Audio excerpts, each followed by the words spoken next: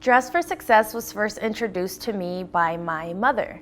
I was expecting at the time, and I felt that being in a community of women was definitely what I needed. And at that time, I was a public safety officer. I was one of 2 females on my shift, and there was a total of 6 females within the department. It was very challenging for me to have a voice. It was something about the culture that I just felt I couldn't bring up or know how to properly say things that I felt were deemed necessary. When I first started out with Dress for Success, I went through the program called Professional Women's Group. Every single workshop or meeting that I went to that I was able to attend, there was always a takeaway.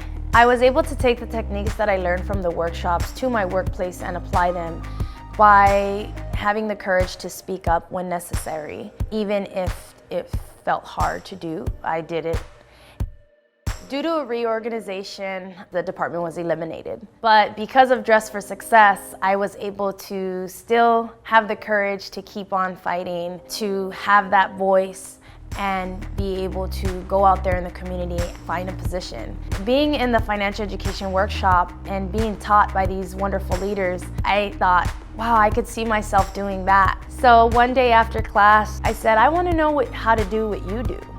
And she said, guess what, we're hiring. So that same night I went and I looked up the position and I applied. I waited patiently and I was offered the position. It's because of Dress for Success that I was able to find that place and be a part of it.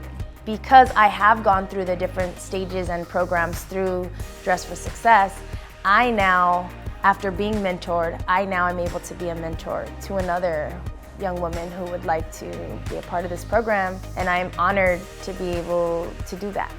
You can support Dress for Success and more women like me by going right now to add-ons and donating.